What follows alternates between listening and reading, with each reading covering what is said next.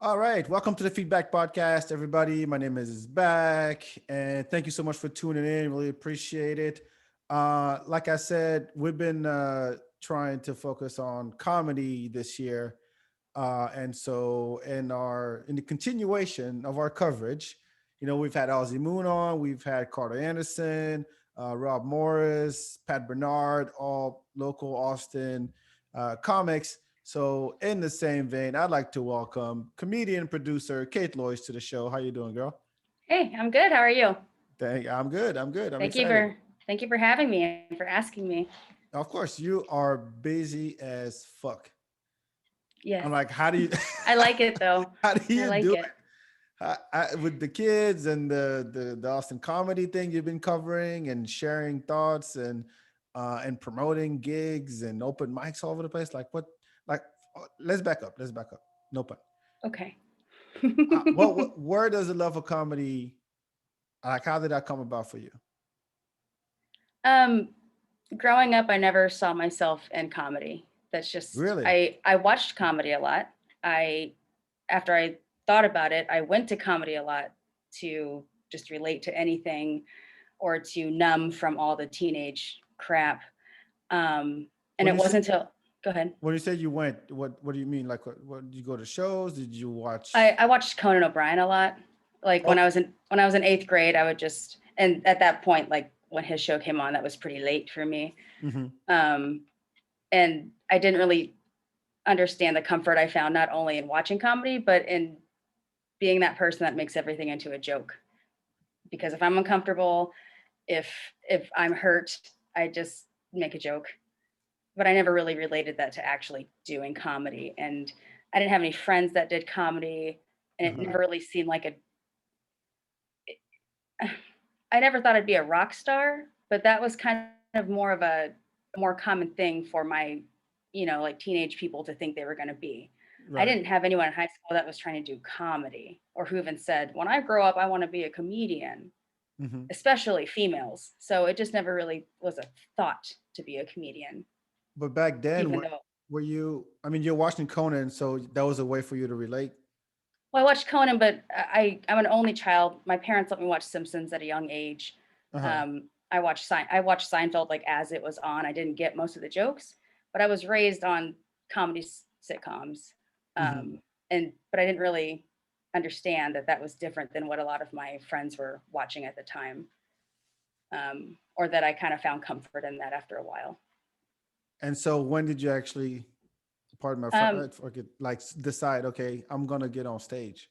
the first time I thought about it, like actually me doing it, was when I was living in LA for totally unrelated reasons. I went to LA before I ever thought about doing comedy. Uh huh. I was like young 20s, going through a really rough alcoholic phase and trying to find myself and thinking that like running away from home would like help me run away from my problems. Uh huh. It didn't work out. But I was rooming with somebody who was doing comedy and he was going out to like the clubs and stuff in LA. And he would come home every night, like around 2 or 3 a.m., and just tell me about how it went. And that's when I got the first thought of, I could do that. And to be fair, I was drunk every time I thought this. Was he even good? I Was he? don't know. You haven't seen his act? Not recently. He moved from LA over to Houston where he was from, and he was doing pretty well, but I haven't checked in. I kind of forgot his name at But this even point. back then, when you were roommates, did you ever go see him perform, or do you know was he good? No, I was too drunk to do that. Oh man, that's would have been bad. No. I was in LA, but I didn't really do many LA things. And going to like downtown LA or to the clubs he was at, that wasn't really in my price range or what I could do. Hmm. I was just a really sad person at that time. Um, but a few months later, I moved back home to Austin, and it was about 6 months after that that a friend from high school had a thing on Facebook saying he was doing open mic comedy at this burger place that was just on the street from where I was. And I thought, well, this guy can do it. I want to see this. And so I went to see it. And just like I thought in LA, but this time actually seeing the people doing it, I thought, oh, I can do this. And again, I was still very sad at the time. I was still struggling with my alcoholism. And it was just something different and new that kind of created the spark that I had been spending years trying to find, a spark that was something other than alcohol or drugs to help create. Does that make sense? Yeah. So how long ago was Kinda, that? that was 2012. That was summer of 2012, almost 9 years ago. So you got on stage first time, open mic. You It was going like probably a, towards the last because it's your first time. yeah, And so it was how do okay. you I didn't feel? even, at that point, I didn't even know like what was first or last. I was just so happy to be there. Yeah, but like there's a especially your first time, like that. There's this one, are you prepared? Did you write jokes and then you deliver them and you don't get the response you expect and you get off stage and you think, fuck, what am I doing? Or holy shit, I want to do that again tomorrow. I was the latter. So I'm like super crazy. To be fair, I got to watch like one whole open mic and Uh-huh. have a whole week in between that and when I actually went up. So I wrote jokes the best that I knew how. Hmm. And so I was sort of prepared, but I was super nervous going up. I had those thoughts of like, what are you doing? Like, this is, but at the same time, when I was seeing all the other guys up in front of me, I thought, well, I can at least do what they're doing. Hmm. And I don't mean that like as a slight, but they didn't seem like professionals. It seemed like we're all just kind of trying to see what was funny. And we're in a freaking like burger joint off of 183. So it didn't seem that serious. Hmm. Um, and when I went up, it didn't go so bad that I thought, oh, this was stupid. I'm never doing it again. And it was just this everything I felt and the fun of using comedy to present myself and to hold an audience was just so different Hmm. that I kind of got off stage and thought, I want to do that again. I didn't think I was good. I didn't think like, oh yeah, that was great. I just thought, well, this is fun. Let's keep trying. And I enjoyed the company that I was around. And Hmm. I'll be honest, I think I was more excited about finding a group of people that were like me. Weirdos. Yeah.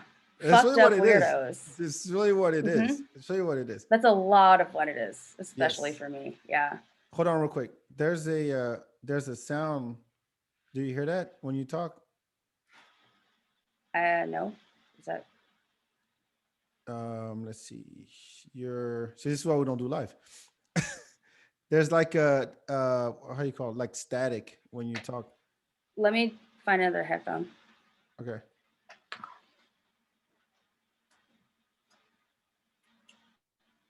It might be the computer picking up stuff.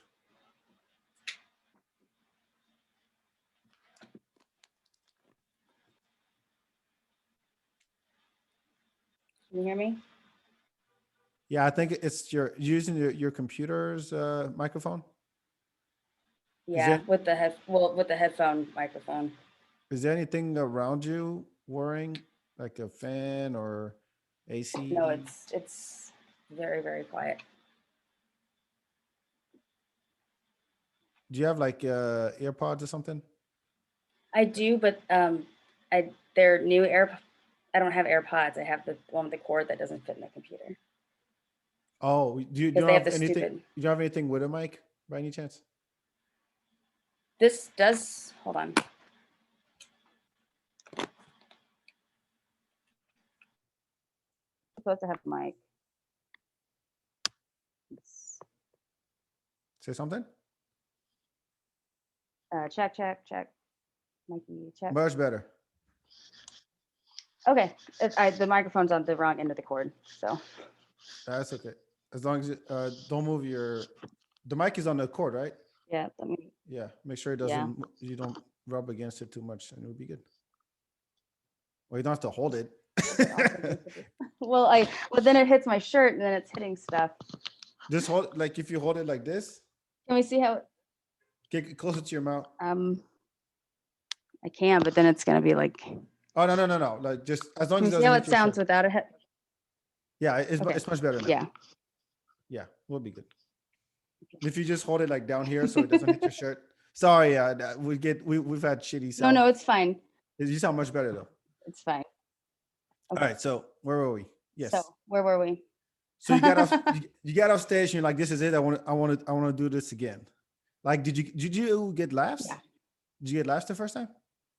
I I think I did because I don't remember it being completely horrible to where it Uh-huh. was just silence. I think if it was totally silence, I would remember that it was terrifyingly silent.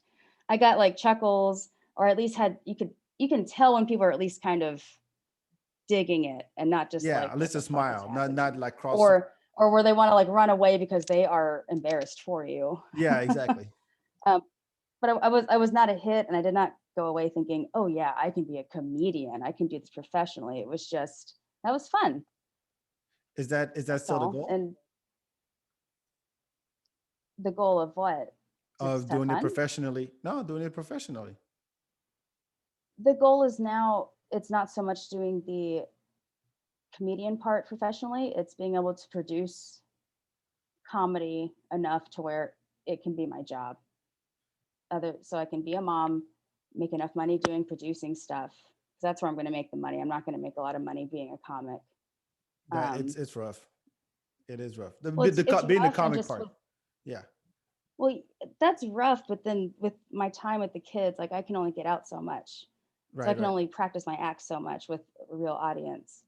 Um, but the producing part I can do all the time at home when my kids are at school, when my kids are home, at night when they're asleep. That's I think what I kind of like to do a little bit more. Yeah. But the goal is to be a part of comedy, be hopefully a guiding light of Austin comedy, and to make enough money off of it to where I can just do that as my job and not have to go back to shitty part-time jobs that don't work with my schedule or that take me away from my kids while I'm Hmm. doing something that's just something I don't like. Um, and then the second goal is just to make a better environment for Austin comedy. Are you original? So you're originally from Austin, right? Born and raised. Born and raised. You wanted one of those. Mhm. Yeah, one of those. Yeah. Look, I've been here 23 years. I don't consider myself a native, but that's still a long time. Because you're not, but that's I'm still not more than other people. most people. Yeah. Yeah. But so how long did you get on stage until you decided to actually produce events, comedy events, or did it happen at the same time? Um, I'm trying to build a timeline here because you said 2012 you went up. Uh, um, I would say towards the end of the summer, about 2 months in, I did I ran an open mic with actually the high school guy that got me into comedy. We mhm, ran a mic, but he's the one that set everything up. So I didn't really learn anything about production then. I was just like the co-host, and I was the one that kind of helped book everything. mhm. But I didn't know at the time that that was producing because I was Got young in it. my 20s. It was just like, oh, I'm putting on a show and I get to run a mic. Yay. Um, and then I would co-host, or not co-host, I would guest host the Cherrywood mic a whole bunch. But again, like that wasn't my thing. It was just hosting. Mhm. Um, and then I didn't really produce a show enough to where I feel it's okay for me to say I produced a show until about the summer of 2014. Oh, 2014, all the way back then. Yeah. Um, What was that? it was a bar that had a lot of showcases over like off of South First. It was called. It was like a really dive sports bar, but the showcases they had on were really special, Mhm. and I was on most of them, or I hosted some of them, and it was just a really good vibe. But that bar shut down, and one of the bartenders bought the bar and turned it into a much classier saloon-like bar. And he remembered me, and he approached me about doing a comedy show there. So again, I didn't learn the part of like approaching venues at that point, Mhm. but I was given the responsibility of creating the show, booking the show, and all of that. And at that time, I still didn't realize that was producing. I just thought it was It was it still like is. I was young and I was, yeah, Did you but did you get headliners from across the country? no, that's the thing. Like it was a very local show. So Okay. like, and it wasn't an open mic and it wasn't a booked open mic. It was like an in between of that and like an actual showcase where you're getting headliners from everywhere. It was kind of like a little Austin comedy showcase. Mhm. So our headliners, and again, I didn't have them. It was I gave like 5 comics 3-minute spots for like the new comics of town, that the people have never tried it before. And then the rest had reasonable like 5 to 8 minute sets. And there were about 10 comics for each one. But it was a spot for comics to get a little more than open mic in a really nice bar. And That's that was pretty about good. it. But I did the posters, I did the booking, I did all of that, and I loved it. Did I you ever liked it talk a to lot. the people in the Cap City that do booking or anybody? Oh, Were you going to? no, No, you I didn't go. wasn't liked. I wasn't, I wasn't, I was kind of shunned by like that side of things. So, What? Wait, you were shunned. You're trying to put Austin comedy on, and people shit on this? well, people were shitting on me since close to when I first started. And then a lot Why? of stuff happened. Okay, you can't just say a lot of stuff happened. Well, I'm not sure like how much you know. And I don't know. it's, Honestly, I have no idea. Look, I'll be honest with you. Like, I started 2 years ago, and then COVID happened, and now I feel like I have to start from scratch, really. And then so I've been you came in right when I left again. So that's why I don't know you. oh I'm sorry to because interrupt. no, that's cool. But I mean, I follow a lot of the local stuff, especially Rob and Pat and what they're doing, and who else is actually posting comedy shows. Like I keep up with comedy in Austin. Like I check the Paramount all the time. I check the what's it called, Bass Concert Hall. I check Hmm. whatever comedy is coming through Austin. I got to know about it. And so there was this one website, the Comedy Wham, that had like a calendar of stuff. I don't know why you're Yeah. smiling already. Gotta be something there. And then I don't know how your name came up, or was it the Austin comedy one that came up? And I was like, oh, this is cool. Somebody's actually taking on, hey, here's what the open mics are every day. There's some shows coming up, promote this comic, that comic, and so on. I'm like, sweet, we need that. We need that Yeah. because we don't have Cap City anymore. So it's gonna be Well, and Cap City DIY never really did comedy. that. Huh? Well, and Cap City never really did that. They only did that for those who were in that circle. Right, but what I'm saying is, as far as like a pillar in Hmm. Austin comedy, Cap City was that. And if you haven't checked out our episode about it, go back and check it out. Very funny. But there's always this notion that all the information is so decentralized because everybody's trying to do their own thing. Yes. Yeah. And you're like, wait, hold on, you're all in the same boat here. If you only put your heads together and let your egos aside, a Right. lot of great things could have happened. So many great things could But happen. no, No, that ego is ugh. no, it's not just in comedy. I No, see it. it's everywhere. Yeah, it's artists, it's everywhere. It's musicians. It's really like, no, everybody want to do their own thing in their silo and then fuck everybody else. And next thing you know, if you want to find out about some basic information, you have to know somebody who knows somebody, or you have to research for 20 minutes.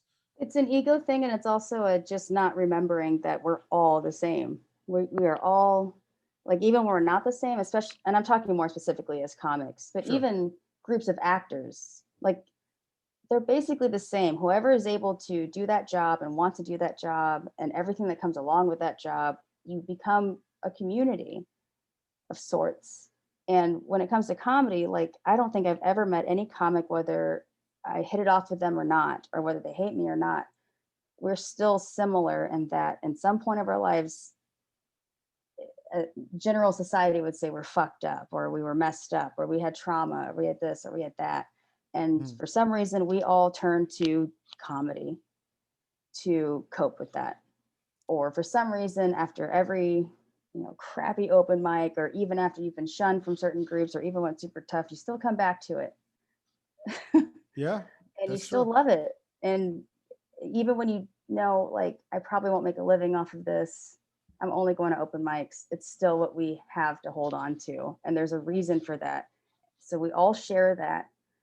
But I think people forget it, and it becomes too competitive. And then egos do start to play in. And then just it gets so complicated, we forget like the thing that brought us all here. Wow, that could be a shirt. Well, not all A of long, that. yeah, a No one will long read shirt, it. a long shirt that's written on the sleeves, on the front, on the back, on the inside, and on the tag. My point. Um, so wait, so when you say shun, like what's happened to you specifically? Because if you're gonna call some names, we'll call some names. Don't give a fuck. I can do it out most of that. I wrote notes to make it really short. When I started in 2012, I'm that again, I'm an only child, born and raised in Austin, Texas. With kids. Well, with kids, but at that time I did not have Oh kids. yeah, not bad. Um, Now and with kids, folks. I 2012, have I have this I have she this was annoying. still she was still kicking it. Oh, I miss those days. Oh my god. If you have darker stories, please. But I've always had this annoying habit since I was 14. I ask a lot of questions and I question authority a lot. And not like in a aggressive, this is wrong way, but just in a stupid, innocent, hey, this doesn't seem right, or this doesn't seem fair, or why does this work that way? Hmm. And so I started to do that about 2 weeks into starting comedy. Like, And what did you do? Who did you um, like? Did you call out somebody? Did you? no, the Facebook groups on all the comedy Facebook groups were a lot bigger back then. Hmm. So I would go on there and I would just ask these questions on different posts, or I would just say things because I thought we were all just friends. I'm going to And pry on this because you still haven't given what the question was. well, I'm getting there, but there's got to be. Okay, okay, Um, okay, okay. I'll shut and so up. I'll when I shut up. started doing that, I had a female comic message me, and pretty much she tried to help me Uh huh. and let me know that I need to stop doing that. Um, and I feel like she really was coming from a good place. And I respected what she said and I was trying to be polite. And I was like, I hear you, but I still want to ask questions. I don't get why I can't ask questions. And because I kept on asking questions, it was the female comics that went against me first. I wasn't Really? blacklisted. I was at that point, but there was a very much a lot of the upper tier at the time, especially the female comics, like shut that off. So I could still have fun in my like little open mic groups, but all the upper tier ones either they shut me off, they stopped talking to me, and they started like Not put. saying shitty comments online. Would they like banning you from open mics or Not saying at not that letting point. you on? At that That did point, happen. oh, that happened. That happened in 2018. We see there's a whole. Okay. Yeah. Yeah. Yeah. Yeah. All right. All right. Welcome to the Kate Show. We're gonna listen I to try to tell stories. you it's No, a this is good. This long. is good. Gather around, Um, boys and and girls. most people just get bits and pieces of it, and then they talk about it amongst themselves and create their own narratives of it, Uh huh. but they never talk to me about it. So I never really get my chance to say this is what happened and this is what I was thinking and this is how it played out. So what were the questions you were asking? I don't. They were Like, innocent. They weren't like I was not trying to burn anyone or they were. It was nothing about cancellation crap. It was just things like why does a mic work like this, or why is it that comics that have waited their turn and have done everything they can to get 3 to 4 minutes on a mic get bumped because someone from out of town has come in.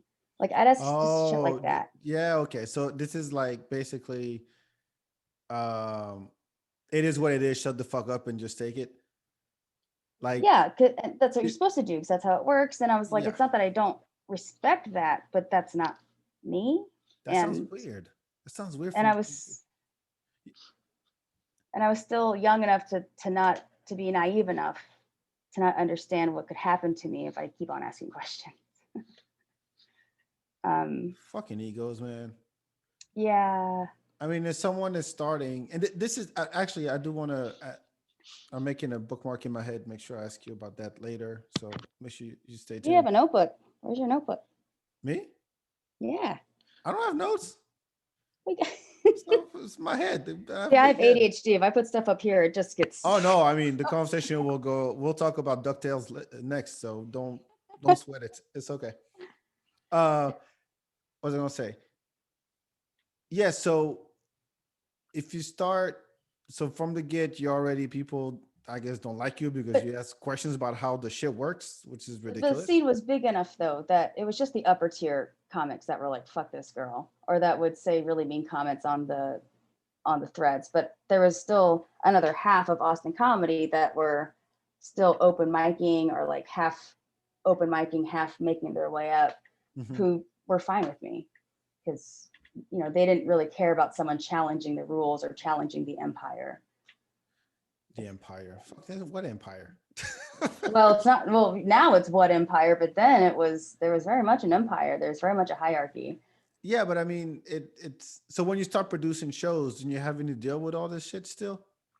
Well, yeah, because the shows I produced at that time, especially in the first year of my comedy, they weren't real shows. They were stupid open mics. So fast forward to 2018, right? Two kids. Fast forward to 2018. So you go back to stand up, or you going back to producing shows, and it's producing shows by then. I went back to stand up first. Uh huh. Um, there are some important things to hit on about my motherhood. But I think it was about October-ish. It was after, I don't know, being a single parent when COVID hits and lockdown hits, when you have two kids, two young, very young kids, Uh-huh. and you can't work, and all your life, every single day, every single hour is just mom, mom, mom, mom, mom. I have a 3-year-old. I have I one. You have two. and I had a three-nager and a 5-year-old who was, they're very 3 and 5. And I fought very hard to have my kids home with me. I fought very hard to get them back. I was very happy for them to be here during that time, but I lost myself. I just became a mom. I became very depressed. All I was just this person, and there was nowhere for us to go. I mean, we have my parents' house, but it was a rough 6 months. And anytime I'd start to get out of that rut, I realized there was nowhere for me to go. I don't fit in with the mom groups. I don't really want to. I fit in with some, but like that's not really those aren't really groups that can kind of fill my cup of whatever I need Mhm. socially. I totally get it. And I have to be really careful when I talk to them because they don't get. I don't even talk to them. I go pick up if I don't. I mean, I see the dads that drop off their kids at school and pick them up and everything. I just go get my son or drop him off and leave. I'm not trying to chit chat. But then if I don't do that, I have no friends. Or like I've got my few that are like, in the past personal friends, but there's no way to make new friends, especially during COVID times. Right. So it was like, I'm feeling better. My kids are finally able to kind of go to school 3 days a week here and there, unless Are you, someone comes down with COVID and they're suddenly home for 2 weeks. uh-huh. I wasn't Yep. able to work. Go ahead. Do you have a day job?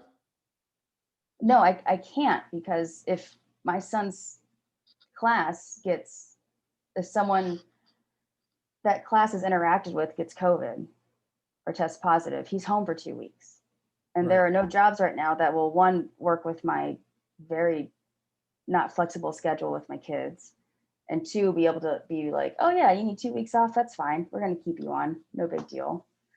And I'm making more from unemployment right now than I am from any part-time job I could get. So That is true. That's the case for a lot of people.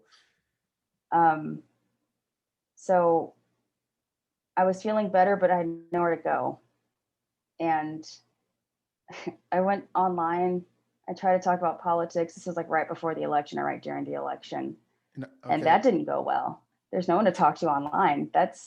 Why would you? No, see, this is you don't. Because We've had, trust me, we've had plenty of political talks on this show, and one lesson out of all the conversations we've had were why politics used to be something that you don't talk about because it there's too much emotion tied to it, and people get very engaged and very committed and very like get offended. very hard on their position, and shit can fly off. And the worst way to communicate that, to express all those political thoughts, is online. Right.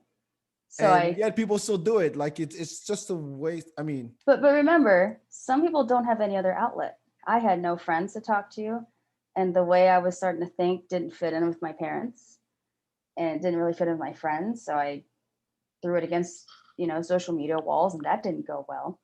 Um, and so I got to this point where it's like, I want to say stuff. I'm feeling more confident.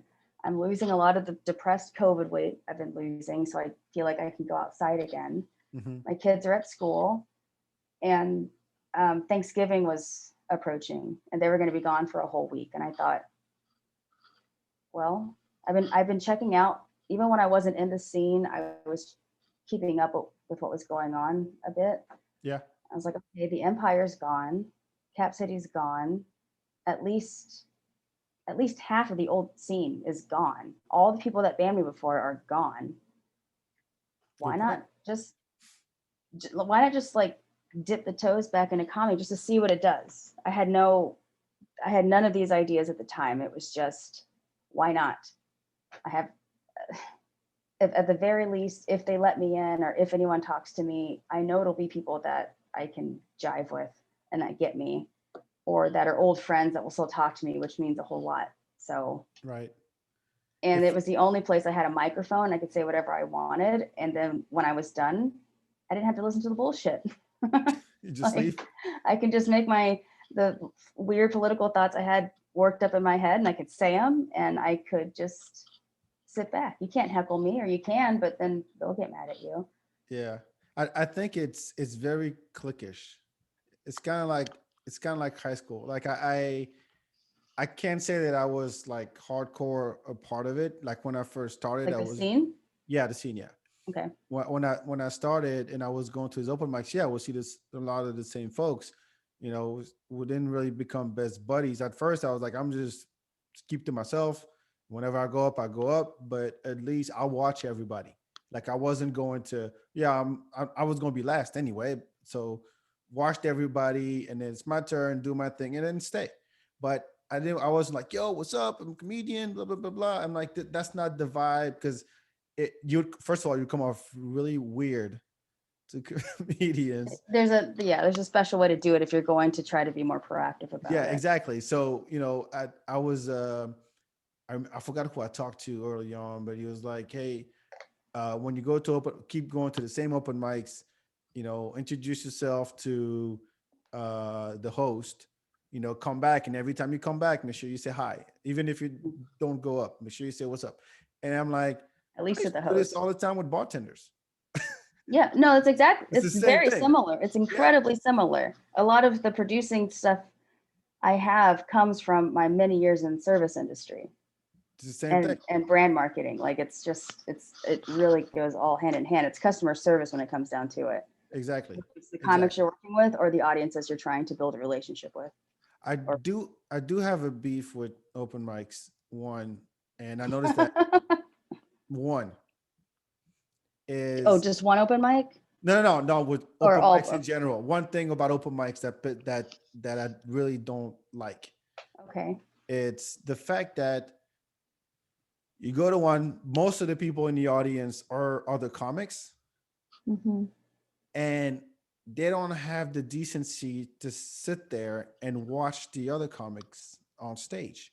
Yeah. And I think it's sad. And I get it, well, actually I don't get it because these are motherfuckers that see each other every day because they go to this. There's only like 2 or 3 mics a night. Chances are you're gonna run to the same people. You can catch up. But I think that once someone goes up, like watch or don't or shut up I or go I outside agree with if you that. want to talk. You see what I mean? Yes, and I'm someone who personally, though I can be guilty sometimes of getting excited and not remembering, like, oh shit, I'm in the middle of an open mic. But I personally try to go outside or like move a conversation somewhere else, or I'll be that bitch that like kind of shushes comics if they're just getting stupid loud. Yeah. Like, but I'm also kind of half a person or a comic that thinks, well, if what they were saying was interesting enough, not even funny, just interesting enough, maybe Uh-huh. more people would listen. Or I kind of like all comic rooms, open mic rooms, because there's that challenge. It's more, it's easier to get an audience to pay attention or laugh than it is to get a room full of, especially as a female comic, a room full of bros Yeah. who are all trying to talk to each other as bros. And you have to be like, hey, and I honestly get the opposite where they all listen. They may not laugh, but they all listen. And it's a weird pressure, but it's a pressure that is needed to help work some stuff out. Or if they laugh while they're all paying attention, then I know, okay, I got to keep that. Because if this room full of men who are waiting not to laugh at me actually giggled at something, that's something to keep. Oh, Or you if I can think see in their eyes, what? it's a man woman type thing, or it's just funny? That's something, the whole just be funny thing. Go ahead. Go ahead. I don't disagree with, Uh-huh. but I feel like we throw that out as solutions way too easily. And it happens a lot when someone doesn't have the answer. It's like if someone comes up to someone with a comedy problem, it's like, well, just be funny. Or just be funny. It's like, yeah, but sometimes just being funny. Here's the question. Go ahead. Who decides what is funny? Who does that was funny? Who decides what is funny? So they say just be funny. Okay, who decides what is funny? The audience. Well, first of all, it's got to come from what you think is funny, that you think the audience would find funny. But it starts with you. So, It starts with you. so Because who hold on. decides what's So funny? that's what I'm saying. You decide. You think so, right? Yeah, but the reaction is the reaction can be different. So that's where we come back to the question. Who decides what's funny? Because yes, you're right. On a personal level, you decide what's funny. Sure. But when you come up, or at least in my personal experience, when I go up to a comic friend and I'm like, I just don't understand why this person is treating me this way, or why I can't get booked on this, even though I've been doing everything I'm supposed to do to get booked on it, or yada yada. The answer is always just be funny, just be funny, just be funny. It's like, well, I thought I was being funny, and well, I had these people laugh, and so I thought they thought it was funny. Okay, I have an But answer then. I have an answer. okay, When something is considered funny, it goes beyond what the comedian thought and what the audience thought. Let me say it another way. kind of makes sense. It's like saying there is such thing as good music. Music is subjective. People, react differently to different genre of music, right? Right, I'm not a big fan of right, country, but I can respect the fact that people love country. Good for them. right. So, but you can still look at Prince and say that's good music. I don't care. You don't have to be a fan of it, but that's considered good music. The same way that a joke from a comedian is considered funny. It's almost like not unanimous. It's almost unanimous because if you tell that joke and you tell it just the perfect way so that whoever's listening finds it funny and laughs or giggles or you get a reaction out of it, then you know you're being funny with that joke, and so on and so forth. So I guess it's like trying to find the ultimate melody, or as a Right. musician, it's like you're looking for that one chord that you can't you're trying to get to, that one beat you're trying to get to. So the goal as a comic is to find that one joke that's perfectly phrased to where you get a reaction from the audience no matter who's in it. What happens when you get reactions from audiences, but you don't get reactions from the comics? Because I feel we all should be playing towards the audience. No, that's a good point. That's a good point. And I, when I most think of your audience are male comics who may not understand the I perspective you're coming from, that's the only time. I never want to say it's male versus female. I don't book, like I just booked a show for tomorrow and it's all males. And I've had some females be like, where are the girls? And I'm like, well, I don't know. I don't book thinking things like I need to have a girl in here. I need to have this in here, because that's where it does come down to just who's funny. And maybe if more females showed interest, they'd be on, but whatever. It's what is important, and what I think a lot of people skip over or just don't want to discuss or just don't want to recognize, is Mhm. that male and female comics, there are other divides, but this is one big one. Male and female comics have a different sense of humor. We have different, I very, agree with that. very I agree with different that. perspectives. And I don't blame my mostly male comrades that in comedy that just don't get it, or who are like, that just sounded aggressive, or where's the punchline, or you need more this and that. And it's like, and I appreciate all the feedback, but Mhm. sometimes it's like, I get that you didn't get it, but could you stop just saying that it's not funny? Or could you just stop telling me that, like, oh, it was good, but just be funny, or just do this, and create the structure that most male comics need to have. No, no, no. Um, I disagree with. I think that okay. every well, I'm just going what they're saying to you. Okay. Yeah. So Oh, okay. yeah, I'm yeah, even more down with this yeah, yeah, then. yeah. No, the idea that there is a certain way to do comedy, I think is bullshit. I And hate that. you can't attribute that to somebody based on their personality. Because I've seen comedians, they get on stage and they have this persona or this character that they put together, and then when you talk to them off stage, they're just regular guys, right? So it's not there's not a it's got to be a way that you feel is right for you. Right. And if you can take that and put it in joke form and look for that ultimate joke, actually those ultimate jokes, because you You can't have can't just, I was gonna say, you one. can't just, you keep on saying just one. It's like, well, what then are you gonna do? No, You no, no, got like a exactly. But I'm 5, 10 saying minute that set. every time you write a joke, you're trying to get to that point. So whatever the Right. premise is, whatever the idea, whatever the thought, you got to get to that point where when I tell that joke this way in this order of words, and this is how I act it out, and this is how I move on stage, and this is how my voice goes, and these are the vocabulary I'm using, this is the Right. alliteration I'm using, then and I deliver that, I get a laugh every time. Then I know I'm funny. If you've done that long enough, and whatever long enough is, years, decades in the business, and you get to a point where you know what, I know how to craft that, because it is a craft at the end of Hmm. the day. But the only way to test it is you have to Yes. do it in front of people. That's it.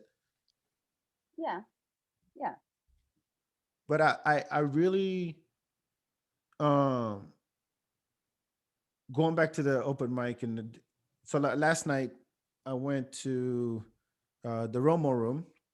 Oh, how was that? Yeah. It was good. It was good. I went. It was about maybe what 15 people. No, Hmm. not about 20 people in there. Mostly comics in there. People that I didn't know personally. But again, I feel like I'm Have starting you from been? scratch. I really feel like I felt like I'm starting from scratch, literally, because I got I got the chills like before the first time I went. I seriously, I Real was room. shaking.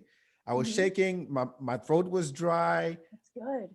I went to the bathroom like 3 times in I 20 love minutes, that which is, though.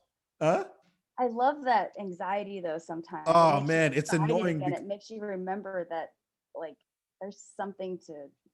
Oh, But but it is annoying too. It's yeah, it not is fun. because I'm about to talk. My mouth is dry. I forgot to order something to drink, and I was looking down a lot. Like it was horrible. It was honestly compared to where I left off last year, it was horrible. And I can say that I didn't practice. I read my notes a bunch of times, and I'm like, there's no point in looking over your notes 2 minutes before you're going up. It's like studying for a test. It Oh, doesn't I matter. try not to. No, you I don't. And 100% I'm don't. not. I never want to be the guy who goes up on the mic with notes. I never Why want to. is that? Huh? I have the same thing. I never want to be that guy either. But then in my head, I'm like, it's a fucking open mic. This should be the one time I do come up with notes. No, So I because can remember my train of thought. I don't know. Well, first of all, I use my phone to.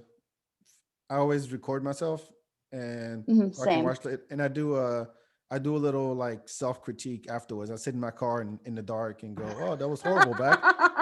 That was seriously." I I have know. a whole.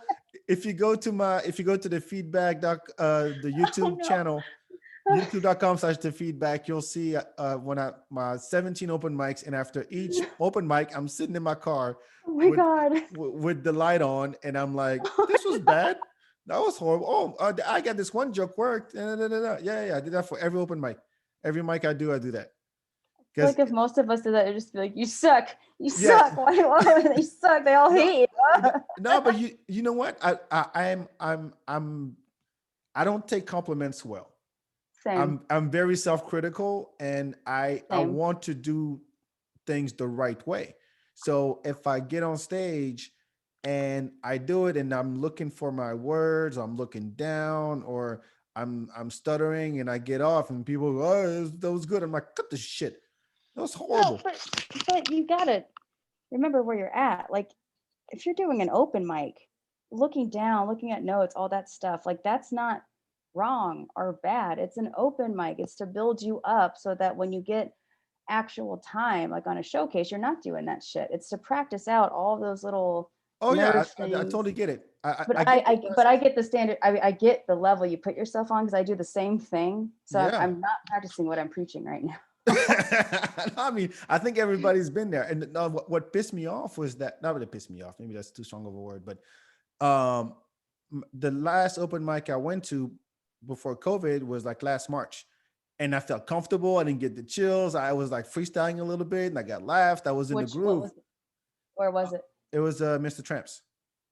It was the Mm, Mr. Tramps one I went to. Yeah. that makes sense. I It was think it was Mr. that one. Tramps. Yeah. And so I was comfortable, and I'm glad I did it. And then a year later, I'm like, oh well, like no, fuck that shit. I can't. That's also a year later, man. I know. Look, trust me, I appreciate all the Well, sentiment. and was it last night? That was your first one back? Yeah, I No. did two. I Yeah. did two back to back. So Romo Room, and then I went to Detour across the street. How was Detour? Okay, so when I say that comics don't pay attention, that's exactly what I'm talking about. And it's a bar. I mean, there's pool tables. The I Detour, remember yeah, Detour when it first opened, it was a lounge, and my friends used to throw DJ yeah. I parties. worked And at the Freebirds right next door. oh, well, there you go. So like back then, Detour was actually classy. And then I don't know what happened. They Art ripped off all the loud. furniture and put a bunch of metal around, and then there you go. And so Yes. the acoustics suck, and and yeah, it's literally all comics except for like a couple. So everybody who went up was talking to nobody. There was like some of them were like from a lot of them were from out of town actually, because we're getting a lot of Yeah. comics here now. Tons of people are coming in. Yeah, and so they were going up and going, yeah, well, fuck these guys. I'm gonna talk to this guy right here because he's paying attention. Well, And that's a part of the challenge, though. no, I know, but again, it's good, to cut your teeth, and you're gonna get that regardless. So when I signed up, I didn't expect Yeah. that, and I thought, well, I'm gonna do it anyway. As much as it's gonna suck because nobody's gonna pay attention to me, I gotta get used to this because it's gonna happen over. It might be worse. Welcome Maybe to open someone will mic. talk shit back to me. I don't know, because so far all the mics I've been to, there was at least you know some people interested in what I had to say, even other comics. But that one in particular, like seriously, nobody was paying. Pat was sitting there. He was listening, but that's about it. Maybe two Of other course, he people. was. Huh? Of course, Pat was. Yeah, but even when he went up, he was like, "That yeah, nobody's paying attention to me. I'm eating dick right now." And But and, that's and, and part of it. I know, but that to your point, uh, I think that it's one of those things that could go a long way if there was that, at least that respect, not even respect, just decency. It's Like for example, I never leave in the middle of someone's set. I wait till he's same. done, Yeah. he or she's done, and I'll go to the bathroom or order a drink or whatever. If That- I do, it's because I have to, because like my dad's calling with the kids or something yeah, like that. But but it is never. I will otherwise wait. just sit there. And honestly, I would love someone. Well, okay, this is what I wanted to ask you. Okay. Do you feel that there is this camaraderie? I'm not going to say it in English. You know what I mean? Camaraderie is French. Um, And I'm not going to try to say it that way because I'm white and Chinese. camaraderie. I can't even say it. Camaraderie. How do you say it? I'm not going to say it again. Now. Camaraderie. Anyway, Camaraderie. camaraderie. I can't say it. Comrade. If I hear charcuterie one more time, I swear to God, someone getting shot. Charcuterie. Fuck out of here. Charcuterie. Charcuterie. Okay, do not make bored. Okay. Sure, What's the cooter. question? Anyway, the camaraderie thing, where someone who's been doing comedy for a long time can look at an open micer and come up to him and say, hey, I like what you got, I like the kind of jokes you have, maybe if I help you, like, craft your jokes better or something. Is there this like older brother, younger brother, older sister, younger sister type of dynamic? Have you seen that at all? I doubt it, but I wanted Well, I to see it all ask the you. time because there are tons of older brothers that are trying to help their little sisters uh, understand how to tell jokes. Um, for me personally, just because I know how it has felt in the past, it's all about the language that you use. It's all about the words that you use. If you go up to someone and say like, "Hey, I can help you," like it just doesn't come off right. Well, yeah. If I have any advice, I will not give advice on jokes or a set because who the fuck am I? And Yep. what do I know about their, and at that point I don't know them, so I don't know the voice and I don't know where they're coming from. So the only advice I give are things like, hey, that was great, but just come at it with more confidence and it'll be fine. Like when you say your jokes like blah blah blah and then the water bottle was sexy, like the audience and the comics can tell when you're not sure and we don't Right. have that confidence. And you can still bomb with confidence, but it's so much better to bomb with confidence than is to bomb with like the was this good? I'm seeking your approval. I I need your I laugh talk with inflection. reinforced. But that's the only advice I personally give people. And but yeah, it totally exists that both male and female comics will approach younger comics and give their advice and try Well, to help them out, kind of like a protege type of thing. sort of. But it's not super common, and it's not always Welcome. it always I think more it revolves more around ego than it does around actually wanting to take someone under your wing and teach them. Right. A lot of times it's just pretty much people on the same ish kind of level, maybe just a little tiny bit above, Right. thinking that and with their big heads they're like, well, let me tell you how that should have been, or let me tell you how to make that female rape joke better, or Well, not just that, but not just that. More also, if you're a touring comic, and then you see someone locally or someone who's actually doing well, be like, hey, you know what? well, Just that's come on different, tour with yeah. me. That's what I mean by that. Oh, that's different, that's completely Well, different. there's I'm talking about just uh, seeing someone grinding, really working at it, writing jokes, getting on stage, coming back, over bombing, doing well, getting all Yeah. of that. And then someone else noticing that and go, oh shit, hey, I'm so and so. How can I help you with, maybe your joke writing? that Maybe we should watch your videos well together. I'll that take you on help tour with me. that helps a lot, but I think at least when we're talking about locally and just like a more local scene, whether it's Austin or anywhere else, but Hmm. I know I really only know Austin. The way that plays out is that they do look for, who's coming out, who's grinding, and grinding to them means like who's going out to every single mic. Right. And I brought up with some of the higher ups recently, like, well, what about people like me? Like, Higher. Okay. When you say higher ups, like who are you talking about? of the people running the production companies right now and the people booking everything. Oh, like Big Laugh Network, those guys? Big Laugh Network is like, like this is Big Laugh Network, and then this is local Austin comedy producers doing their thing. Big Laugh seems to have connections that we Yeah, don't yeah. for Right. whatever reason. And yes, they are a production company, but that's not. I'm not on that level, and I'm not talking to those people just because I don't even know who they are. But I'm talking like Rough Cut Comedy, Romo Room, Okay, okay. uh, that kind of stuff. And what they look for, or at least what one of them looks for, is who's going out and grinding, blah blah blah. I was like, well, I am grinding, but it doesn't look like everybody else is grinding because I can only get out 2 or 3 nights a week. Um, if I could, and the weeks that my kids are with their dad, like I am out every single night, and I stay out as late as I can just to talk to other comics, just to be a part of it, just to learn whatever I can. But nobody sees that because I'm not out all the time. I mean, look, it's not uh,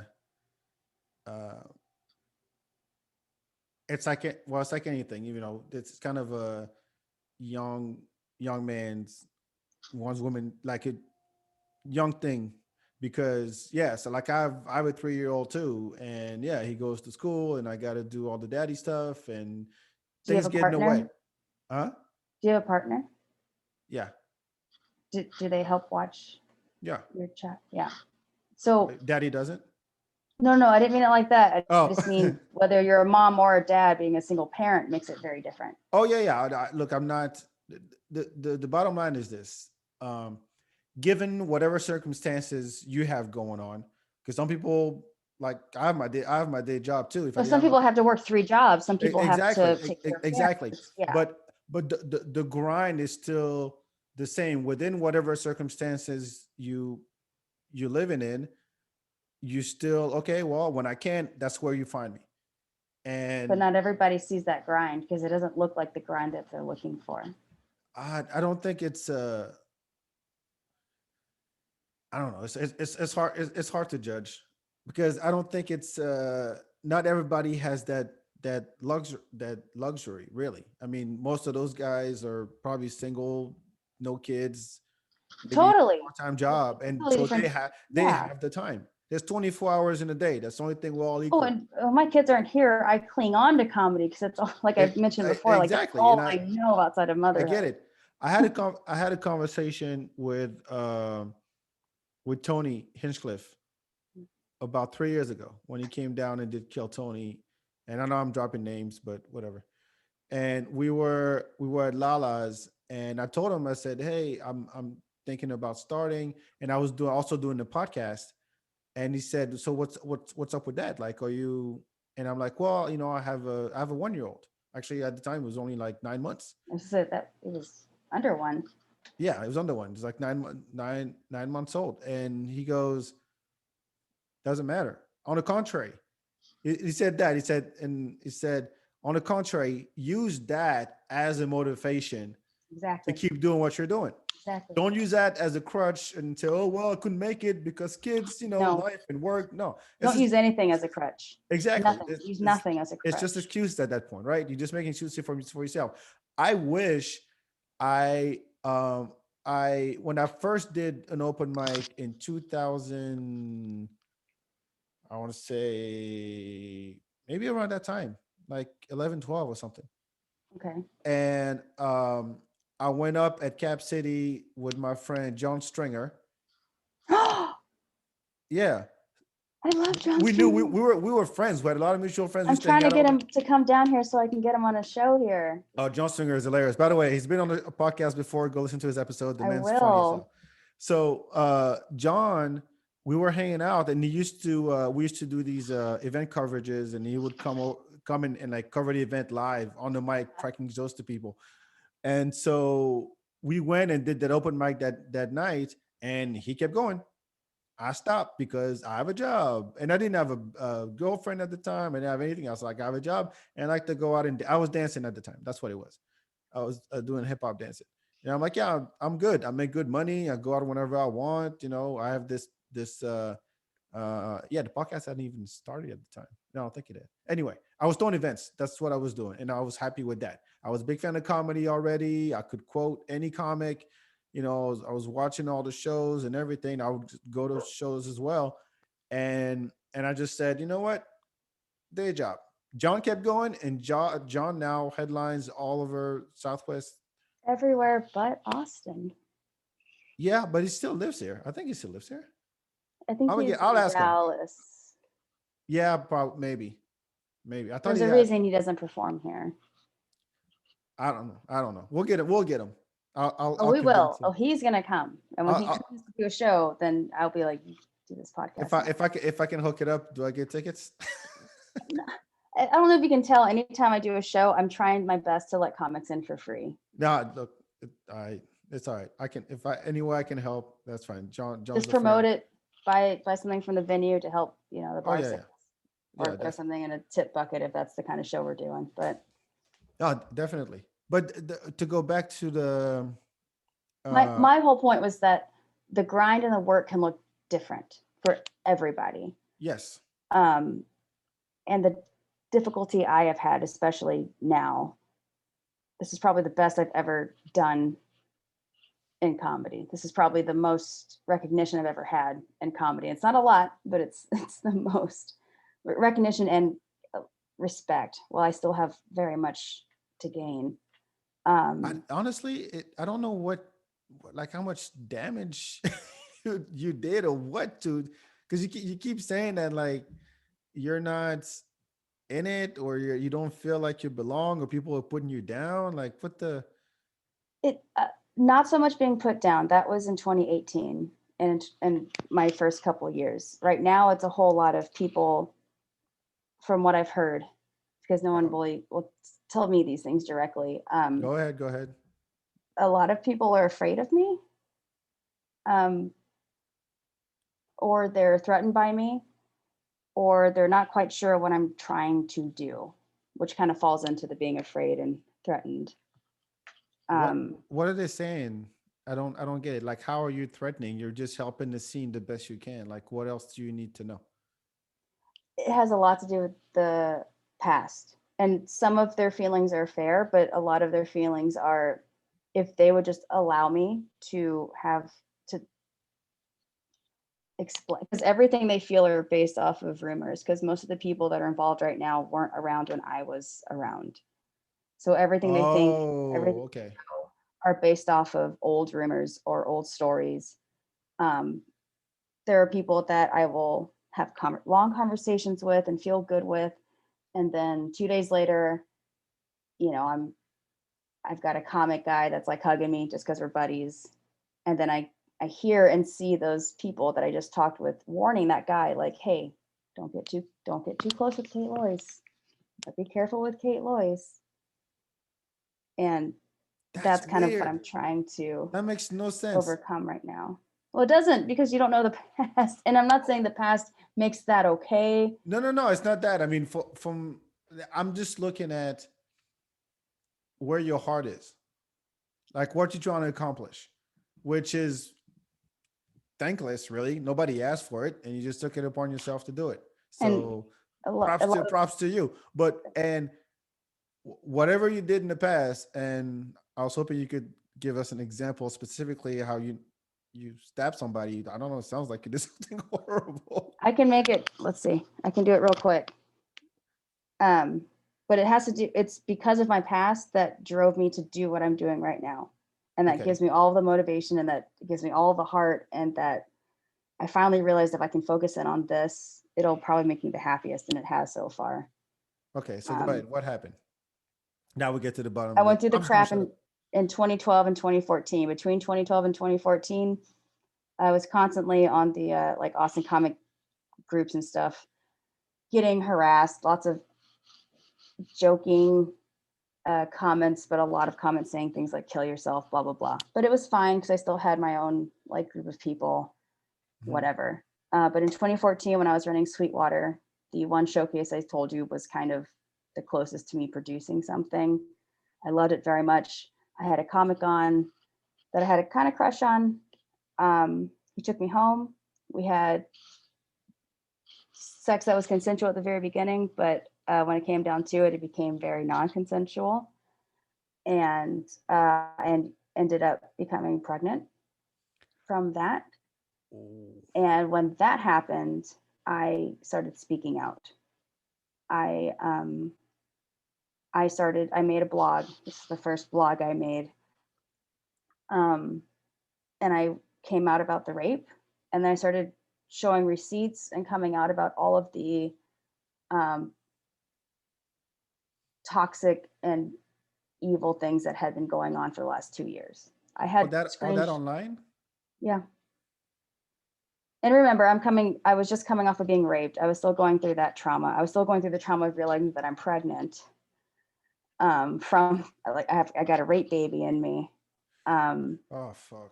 and the person that did I'm it was sorry. no, it's okay. This is a long time ago, but it helps explain where I was coming from when I started doing this, because when I started doing this that really made people pissed off. So I started this blog. I started just exposing all the shitty things that were happening and that did happen to me while I was exposing what was going on with me and the whole post-rape stuff. And about 2 months after, a new blog pops up, and they took the domain name kateloice.com, and they made their blog look just like my blog. Mhm. And they would take my blog post about being raped and write satire on it. So they would take the post and they would make it look like my blog. They would use the same title, but then like all the text would be satire off of what I had written, and to not only satire, but also many things that led to the suggestion that I was lying about everything, or that if I wasn't lying about it, that I deserved it. And they'd also put things in there like, I was told several times, or they posted several times, that I should kill my baby because that's the best thing that I could do for it, because any baby of mine That's not would even be funny. cursed. And then no, it's not funny. That's the thing. It got dark. It got real dark. You could probably make a You good could. joke out of it, but that Oh, not funny. yeah. So that's how I exited comedy for the first time. I was pregnant. The whole scene went against me. My ex was actually hosting Kick Butt at the time, the open mic, and he was allowed to keep on going. But I was being I wasn't being banned, but I was not in a place to go back. So I had my babies, or had my rape son. Don't go. Yeah. I know, but just to help. Sure. I had my son, and he was the best thing that happened to me. But long story short, if you go through family court when you're abused or raped and you're a battered mother, there's not much you can do if your ex or the person that's doing it to you has money and power. And my ex had money and power, and I had pasts of mental health Offense, things. Plus, So I was at here and he was here, and basically the only way to keep your children after this man tries to kill you, after you do what you're supposed to do and you go to the court and you call the police and do all that, what my lawyer told me was that the best way to protect you and your son is to stay with this guy. Because if you don't try to stay with them, and you try to take custody away, most likely what will happen is that they take the custody away from you. And now you've lost your child, and they're in the care of this person that has not taken any measures to work on their anger or abusive manner. So I followed their advice.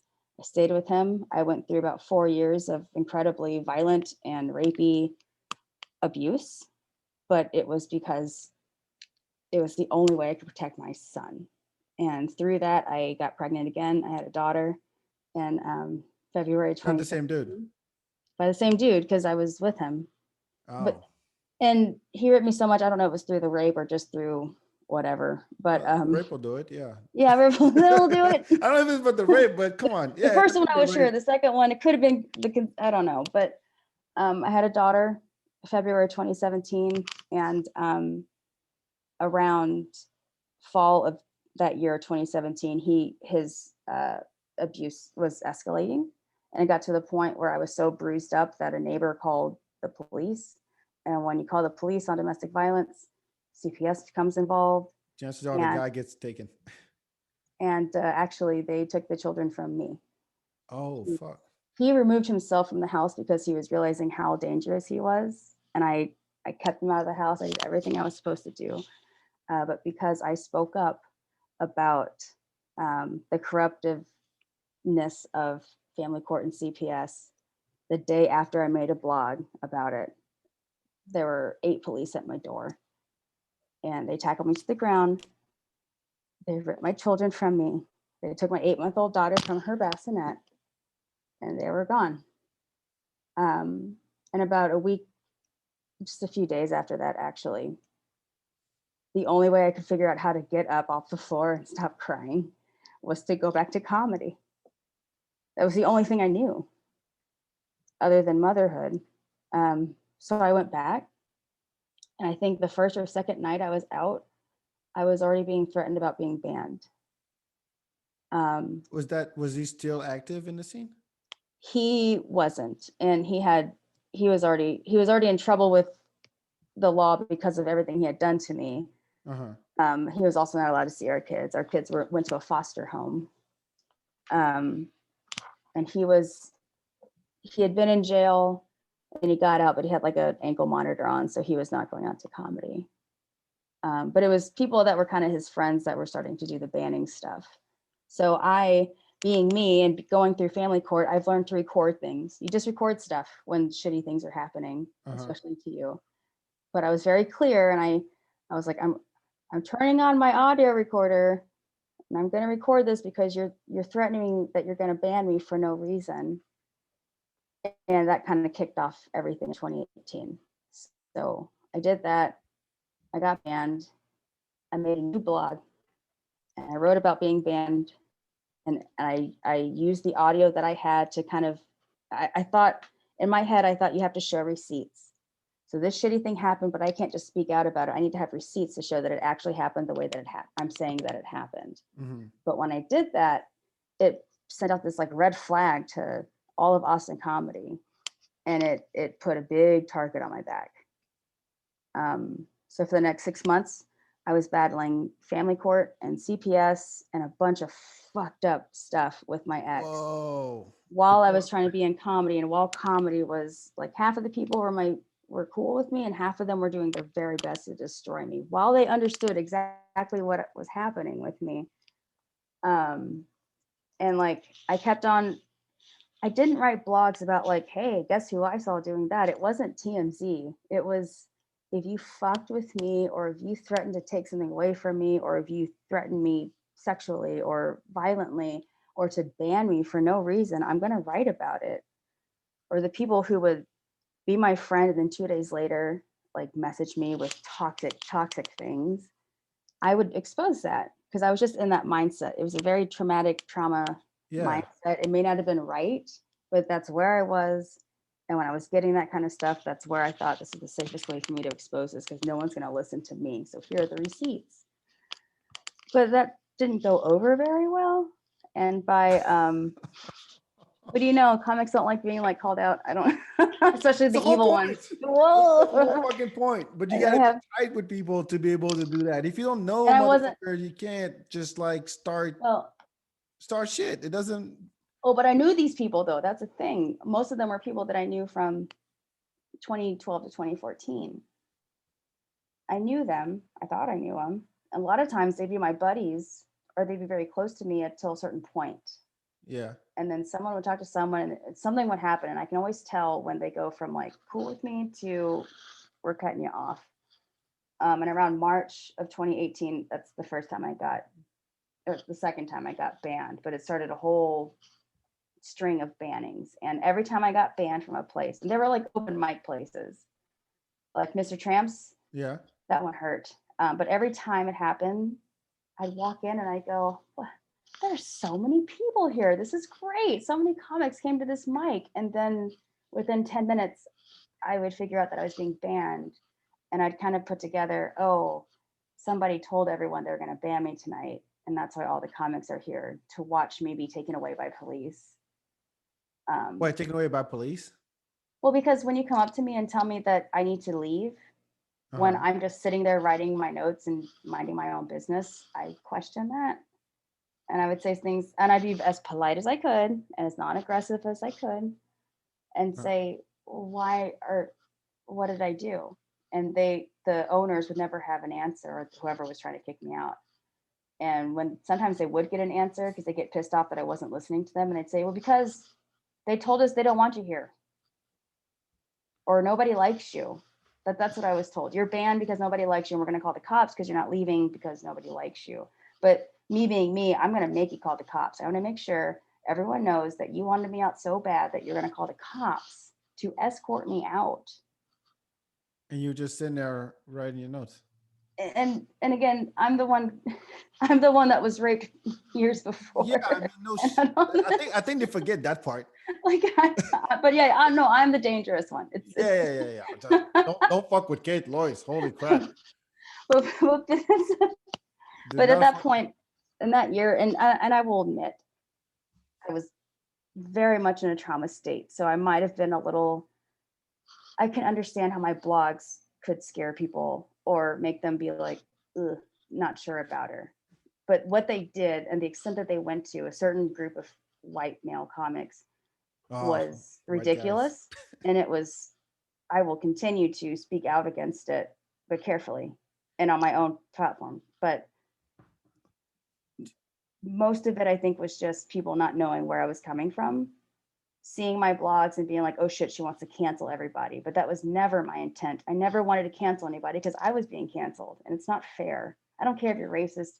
I don't care if you're sexist. I don't care if we I shouldn't don't be care if censoring they anything. don't find you funny. You have every right to get on stage like everybody else. You shouldn't be banned unless you're actually doing dangerous behavior, unless you're Exactly. actually like threatening an audience member or like saying the N word with an R, but like in a way that's aggressively and scarily, or unless you're inciting Nigger. violence or, like, or at least give them a Well, warning before you're going to ban did them. did anybody come on your side? Any allies at all throughout this whole thing? Because I find it crazy that all of a sudden the boys clique decides, well, fuck that bitch. We're not gonna get Kate around, and no female comic, no maybe somebody with Oh, the some female moral comics are the compass. worst. They, I would make the female comic friends. And again, for like 2 days, they'd be like sisters and they'd be like awesome. And yay, we found Kate and she's so strong and she's so whatever. And then you Uh-huh. could always tell when someone got to them and talked to them because they would suddenly stop talking to me. And I actually had one of them attack me. It became a whole thing. Like I could get physically attacked at Mr. Tramps and everybody saw it, but this girl got to keep on going. But 2 weeks later, I was banned because nobody liked me. Womp womp womp. Fuck them. And that's what I did. But it got to a point where by the summer I was getting banned. I could tell what was happening. Enough powerful dudes were able to convince everybody to ban me from everything until I finally gave up. And once I was banned from Velveeta Room, I things had gotten so bad with the family court stuff and my kids stuff, and I've been away from my kids for so long. I tried to kill myself like June 2018, and then and I know it's really deep, but like I didn't die, surprise. And Wait, I uh, surprise. I fixed up everything, and I got like a new energy. And one of my like favorite places from 2012 to now, Mhm. well, not now, but at that time, is Velveeta Room. It it had very much the hierarchy that Cap City did, but it was smaller and it was on 6th Street and it was downtown Austin. And I knew from Thursday, Friday, Saturday, I had a place to go and my favorite spot in town. And there was always a good show to see. Is that the one that Dean ran? Yeah. Yeah. Um, and even if I wasn't on the open mic, even though I was never going to be on one of the Friday, Saturday shows, it was just nice to know I could go somewhere to see comedy. And even though these people didn't like me, I could be around comics that I just felt closer to. And I had something to do. But the moment Pat banned me based off of false allegations that he admitted he knew was false, that's when I just kind of lost all of the drive that I had. And I gave up. And I was like, all right, you win. Y'all ran me out of town. And for the next year, I dealt with getting ready for a big jury trial to get my kids back. I was very lonely. I worked, I went home and I drank. I worked, I went home and I drank. My kids were in Arizona. They were 1,000 miles away from me. It was a rough year, but I won them back in November of 2019, Mhm. just in time for COVID to hit a few months later. Hey. But I had a lot of healing. There was a rough year, but I had the healing from getting them back. And Uh, while COVID was really rough, I had the healing of being like, I got over that. And I know now I'm very strong in my momness now. I'm very strong in that this is home and that I am a mom. But what else? And so I came back to comedy. But I left it in such a state I wasn't really sure what was going to happen. Let So me ask you this, but before that, your hair is rubbing on your mic. All good. All right. All right. But so now that you actually, so you come back, uh, I mean, during COVID, you were active. You were already thinking about doing this Austin comedy thing, right? Not until about October. Wow. So yeah, Well, during COVID, it was just so like, yeah. what the fuck is happening? So now that you're actually in a, I would say, position of power because you're back to putting on shows and booking them, you gonna get back at all these motherfuckers who treated you like shit? No, that's kind of the point. My whole no, no, no, Oh, no, no. The point is justice. no, no, no. The point is not to get back at them. The point is to show that that's not the goal. The goal is to like because of where I am now and what I've somehow done the last 2 months. I'm trying to mend relationships. I'm actually giving time to the people who banned me. Wow, that's very generous of you. Because I'd be like, fuck you, you're cool, fuck you, fuck you. I don't have the room to do that. Like there are so few people, like especially when I came back, it was very obvious that I could just get the sense people were like, not sure, not sure. And so But any friendship, go ahead. but you have to be like with all the comics moving here, and I just recently started going back to showcases and all that with COVID, and I'm seeing guy from New York, from LA, from Dallas, and I'm like, these guys are here for a reason, and we've said this many times on the show, but co- Austin's going to become a comedy hub. Joe Rogan said it himself. It is. It is. Joe But Rogan is not leaving, and he's yes, only bringing more big, powerful LA people here. And yes, and because of Austin, Texas comedy, like every day there are at least 5 people that are either visiting town or have bought a moving. one-way ticket to town. And if Yep. they're visiting, they say, Where like is if it? they can't make it onto my mic, they're like, oh, well, I'm gonna move here soon. So like It's happening. It's it's happening. thanks to COVID. Yeah, And it the, can be good and it can be bad. And I want to be part of the the good part. yeah, like Romo Room, I think is a good part. And I want Yes, I definitely think those guys got something going on. And shout out to Rob, Ozzy, and Pat, and Tyler, and everybody helping out with the room. Um, what was I gonna say? Yeah, back to the fact that it gets cliquish. Like I haven't felt like. Well, I did. Maybe there's a couple people who are like, "Oh, well, we're in this group of folks, group of comics, usually dudes, and we hang out and do all this together. And here's somebody who's starting or who just getting back on the scene, and they're not like, hey, come on, let me introduce you. This I is so am. and so. Yes, but it's only few. I'm not saying it's a bad thing. I get the it's like a They're high school all they're over again. well, it's high school and it's protective. I do my best to observe it in a fair way. And it's easy to say that it's high school and they just want to stick to their clique. Yeah, It was clicky before. Yeah, that's you. That's not me this yeah, yeah. time. um, The cops will come in. I didn't do anything. right now, it feels less clicky and it feels more any group you are accepted in, you are hanging on to, and you're kind of afraid for anyone to fuck that up. Yeah, I don't personally feel that way because I have no group. Like I'm the one that's like, hey guys, where are you going next? And they all kind of like give you that answer where you can tell they don't want you to come along. yeah, But I'm the one that's always, I don't really care who you are. If you're not giving me any weird vibes or any like anything that makes me not want to hang out with you, I'd be hmm like, hey, we're all gonna hang out over that table. We just kind of smoke after the show or whatever, or that's where we hang out, or as long as you're not going to someone's like house, yeah. I don't really invite That can be them. weird. But no one invites me to their house, or that's where I always get cut I off. wouldn't even Like, go. I wouldn't even go. Like if you want to hang out, we can hang out. But I don't know you well enough to be comfortable going to your house. I don't know what demons you got in there. I I did that once and I that don't didn't care. work out well. Well, what happened? I got raped and pregnant Oh thing. well, like you said, I would have smiled like it's nothing. Oh, yeah, that's how I got raped. You But know, that's what yeah, I said. I have a yeah, very dark, dark humor, and it's how I get through all the stupid trauma. Because when you say something like that, people get that like, am I uncomfortable. supposed to be Okay. scared? Am I supposed to feel sorry for you? Are you still a victim? And so you have to come up with a joke to be like, it's fine. Oh, there's some great But then they rape and think you're abortion crazy because you're jokes. laughing about it. No, no, it's a cope mechanism.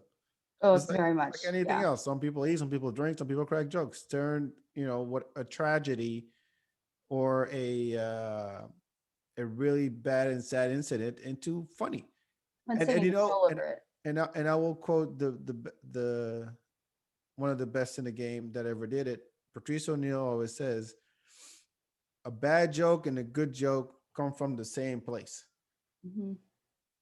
It's just when it comes out, it can totally bomb, but they come from the same place. So if you have a good rape joke that some people might not think is funny or it totally bombs, just know that that could have been a good one, but it came from the same place. And I love that quote. Patrice O'Neill is like It's very top three. accurate. Yeah. Easy. Rest in peace. Rest in peace. And don't blame someone off of one joke. If it's offensive to you, or if you can play it into like some cancel culture thing, like I'm so against that. Like as long as no one's inciting violence, as long as nobody is actively like trying to drive the crowd away, Mm-hmm.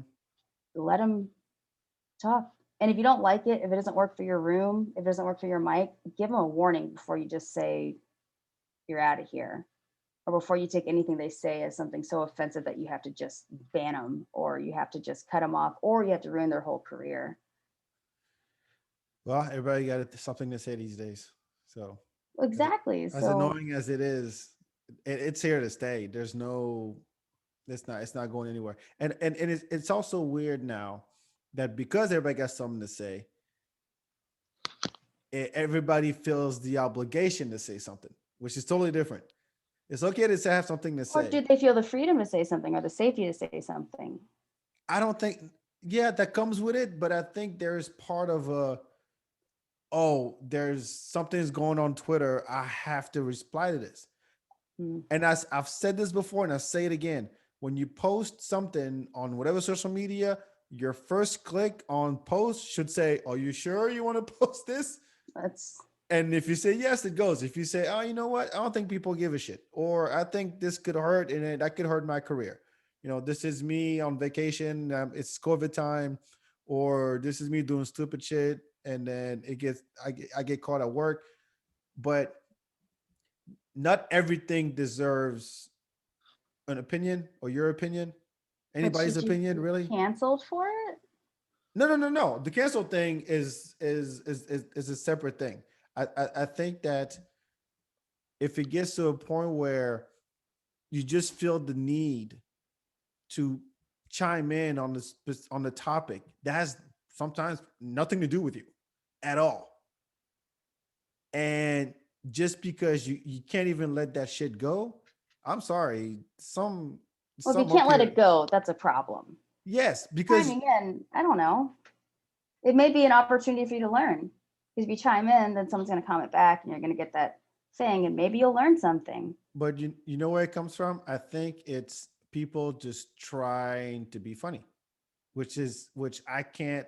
I it's hard for me to reconcile the two because you're you have every right to try to be funny. Like I said, it all comes from this. Like Patrice said, sorry.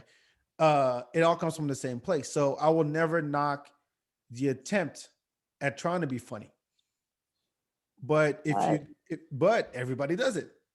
Everybody wants to be funny. I mean, I'm surprised. I'm always shocked at how quickly something comes up on Facebook, on Twitter, or on Instagram, or whatever, and then there's already a meme for it.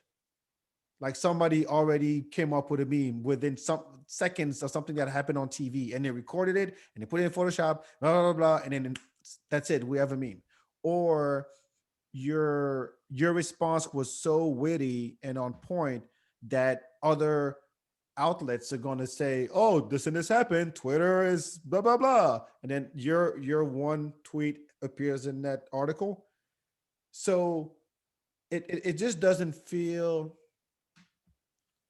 I bet you that if you talk to those people face to face, they would not be as witty and as funny as they are online. or is And you're brave. right; it comes with a safety part. Yeah.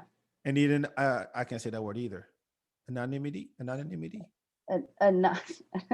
Where do you put the emphasis? anonymity. Anonymity. Anonymity. Anonymity. Anon. Okay, got Yeah. it. Yeah, nobody knows your ass, so You get I was like, that's better. That sounds yeah. I mean, fucking emphasis in English always fucks me up because I have a hard time where to put the anonymity. I can't say it. Anonymity, and there's too many M's and N's. So fuck it. Nobody knows your ass. That's what I call it. Nobody knows your so much ass. easier to say even for me, and I can get the emphasis. Anonymity, anonymous, But a lot of what you anon, just anon. anonymous, Yes, anonymous. anonymity, anonymity. Whatever. English. Go do I Duolingo. I would not take English lessons from me. Look, I had to learn a bit, so it's trust me, I'm still learning every day. Now, the point is, the fact that now everybody wants to be that guy or that have that moment makes it that you know you never know if in fact if it's actually genuine or not. Because some people are just trying to be mean. This guy's on there trying to be funny, and he's just talking shit. And then, but if you talk to them face to face, they go, "Oh wait, no, I love you guys. This is I was just playing." But that's the important part, talking to them face to face and not just judging people on their 3 to 4 minute open mic sets, or not just judging people on, like, you may look them up or add them as a friend. Like, don't just judge them on what their Facebook says or what their Twitter says or their Instagram. Like, talk to them. I don't care whether it's a comic or not, but especially in comedy. Like, my open mic stuff is Uh-huh. like way more aggressive than who I am. Or you could easily take the rumors of what's going around Uh-huh. and paste it onto my aggressive sets, and it does not get to the heart of who I am. It does not get to the empathy that I have. It does not get to the first thing I wanted to do when I came back a couple months ago was to create a hub like Austin, Texas comedy. That was the first thing I wanted to do. I wanted to create a space and help make Austin comedy into a scene that I wish it would have been for me during this time when we have a chance to do that.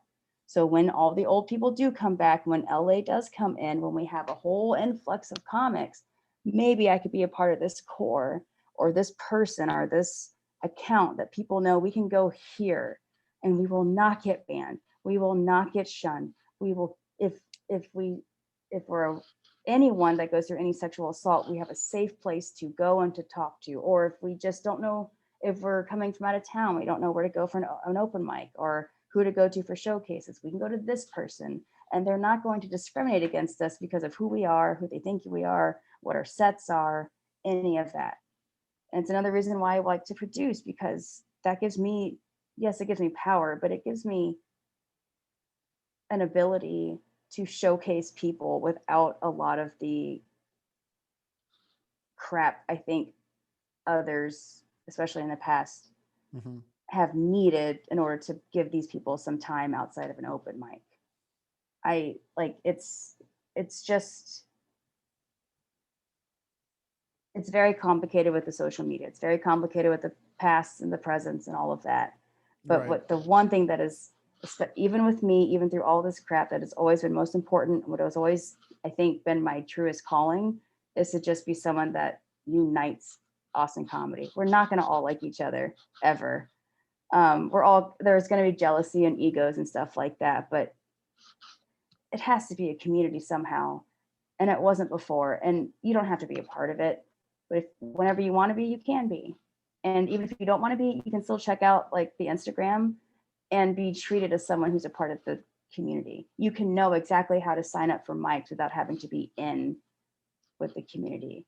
You can know where to go. You can know exactly how to set stuff up. You can have someone to ask and talk to and feel safe about it, and not have that person be like, oh, but I saw you questioning stuff, or, oh, I don't really like your Republican talk, or you're a little too conservative. Like it's just, it's just, I wish more people could be like that. And that's why Slow I clap, gotta, everybody. I gotta say, when I listened to Rob and Pat's podcast with you, like Uh-huh. I teared up a couple times, not because I'm an emotional woman, but because they said things that made me go, I had no idea there were other people like me in this scene. I had no idea there were other people that went through the kind of crap I went through. And no, they weren't raped and had babies, but like when they spoke about like how they were treated when they came in and tried to do Yeah, I couldn't believe it. exactly. I could not believe that. I'm like, it's such a, like when I was saying, it's like high school. Like you getting, or college, Yeah. getting hazed because you're new, you're trying to do something, and all of a sudden everybody turns against you. Not And that they were trying to do something good.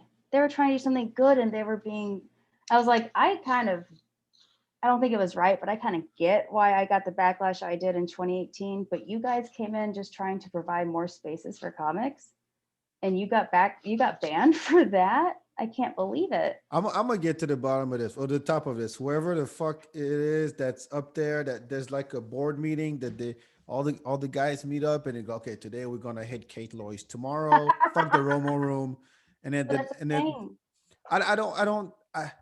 I hate that kind of shit. I really do, with a passion, because I think that, and that goes with any industry, anybody who is actually helping whatever the culture or the community, and say, hey, I want to be part of this. This is what I got to bring to the table, and like it or hate it. But if you hate it, don't like fuck me over in the process. Don't ban me, In the please. corner.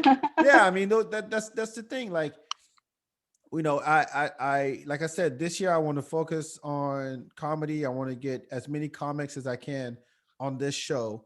I love that you're doing that. And so, because I was, the feedback was about nightlife for 7 years, like six Hmm. years, because I was all about that. And Right. the same thing, I was like, hey, I want to give y'all a platform to express yourself, to tell your side of the story as a bartender, as a DJ, as a musician, as a door guy, as the owner, whatever, because people just see the show, whatever that is. You go to a bar, everything is, you give your ID, everybody sees that, have a good time and get the fuck out. Just like a comedy show, you come in, the chances are you don't even know who's on stage. You just, oh, it's comedy, it's good. See, you gonna laugh? You wanna laugh? All right, cool, let's go laugh. And then you just go and check out a show, whether it's free or it's paid, and you have no idea who's on stage. But I think by providing this platform to comedians and entertainers, and to talk about, just, I mean, I didn't know I was going to get a rape story on the show ever. It's the first rape story in the FeedBak podcast history. Thank you, Kate. Thank you, Austin Comedy, for that opportunity. Yeah, exactly. Exactly. Holy crap. I didn't never thought I would hear a rape story on the May show. not be funny, but I have earned my No, spot look, here. all power to you. Honestly, I wish you the best. By the way, when we cut this, let's play the graduation theme song over that last speech you just gave, because that was beautiful. We're probably just gonna take that clip and then put it out so people know. Yeah, this kid lost. Don't fuck with her. You see what she's doing? Don't fuck with her. And let's find you some more friends too and more Well, that's allies. that's a message I'm trying to say. And I've had Yes. a good. There's one guy friend that's been brave enough to be close to me, but who also acknowledges like people are scared of you. And honestly, Kate, I'm scared of you too because I know that if I fuck with you, the wrath is on. And I was like, well, that's okay to know. Like, just by fuck with me, I don't mean like if you step on my shoe accidentally, or if you're so into your set you're gonna do, you don't say hi to me. Like, that's not what I'm talking about. Hmm. Don't ban me. Don't spread crap about me. Don't do anything that harms me for no reason. If you have a problem with me, talk to me about it. I'll keep it private. I know it's hard to believe, but I will. And No, I mean, it all comes. You know what the And also, don't fuck with comics, because I will talk about that too. When I see people fucking with comics, especially young comics, when people are being banned from stuff like I was being banned, I'm having to I'm having to walk a very fine line with Austin, Texas comedy, because I'm told you can't get into the politics and still be what you want to be. But at the same time, it's who and what is going to call out the dangerous things that are happening, and how do uh, we do that without being I'll say this, and I've witnessed Carlin, my producer, and you who's listening. You always have a place here. If you want to shoot some shit, if you want to talk, let me you'll know. and if I see you at a mic, you'll talk to me and you Oh won't. yeah, look, I'm not that guy. I hate clicks. I hate clicks. Perfect. I'm a satellite. I just go from one. I can go to what this when I was in school, like as a elementary, middle school, high school. I'm like, I don't want to be tied with this group. I'm like, I can hang out with these people, these people, these people, and they all appreciate me for who I am. I don't know if I told this the story, but when I went to college, in Georgetown, Southwestern, Oh, or South Texas. oh, Yeah, yeah. like I was hanging out with all the fraternities, all of them. There was only four, but It's like Georgetown. all of them. Yeah, it's just Southwestern, 1,300 kids. Really, I mean, come on. Private liberal arts school. Anyway, they were all like, they all wanted me to pledge. Like, no, we want the You didn't want cool the black African guy? French guy. Yeah, Yeah, because only like 10 people, 10 black people. yeah. My sister and I were the most international people on campus. Everybody else was from Houston, Dallas, and that was it. And so they all wanted me to pledge one of the fraternities. I'm like, fuck y'all, I'm me. Like, I don't need a fucking a stamp on my ass that says KA or Kappa's Psych, whatever. I don't need that shit. But I want to be able to Same. go wherever the fuck I want. That's it. That's all I want. So when it comes to this comedy community, quote unquote, that's supposed to be supportive and all that, I think that down the road, it's when things really start happening in Austin, you'll see who the bitter motherfuckers are and Yep, who are the yep, one yep, who actually stuck it out. yep. Like, hey, I'm here because I want to be here, and I'm here because everybody here is on the same boat as me, and we're all trying to make it. And by talking shit to each other and banning each other, when the scene, I mean, this is not New York, this is not LA. I mean, And it ain't gonna become either one. yeah, That's it also part could. of the goal. This is It's still gonna get Austin, Texas. exactly. It's gonna get competitive, and those big That's wigs who are fine. coming down here, that's fine, but they're I don't think that they're gonna look for the bitter comic who always talk shit and it was not really part of the community. Claim he was, but then things started moving in a direction and people were like, look, man, if you want to be part of this, this is just common sense etiquette you gotta have, And and that's it. Otherwise, go somewhere else. Start a comedy scene in Buda. well, that's Oh, what they always told me. Like, you don't like it, you don't like how it's run, start it yourself. I'm like, okay, well I'll done. okay, I'll produce it. Hey, fuck Okay. it. Thank Fuck you. it. Do it yourself. If you don't like it, you don't have to like it, but get the fuck out of my way. That's all I'm saying. That's all I'm saying. Anyway, we're coming up on a couple hours here. What's your dope shit you want to share before plugs? Uh, oh, I was ready at the beginning and now you've thrown me all off. Well, when I saw the dope shit thing, I was like, well, this feels like show and tell. Like, I'm not really sure. Am I supposed to like It's bring in my pet rock or or like my no, just vibrator that super that cool painting or of a tree behind you. No, on the wall. No, no. It could be a show, a book, an album, a TV series, a movie, something that you're like that people got to know about. like I said, outside of comedy, other than like, Okay, is hey, there a comedy moms are special? cool. A comedy special that you think Oh, people? check. This is one thing that's really cool, especially if comics are listening. On a Showtime, Uh huh. there's a like 6 or 7 episode docu-series on the Comedy Store. It Yes, is fantastic. that was my And dope shit when it it came out. No, no, it's it all good. It's all good. It is great. It's a great documentary. well, it was what helped me realize, like, as I try to go along with the formulas everyone in town or all the comics are telling me to, like, punchline here, punchline here. Uh huh. It was the one thing that showed me that every comic they highlighted, almost every single one, they were like, they went outside the norm or they did something different or they were not your usual voice.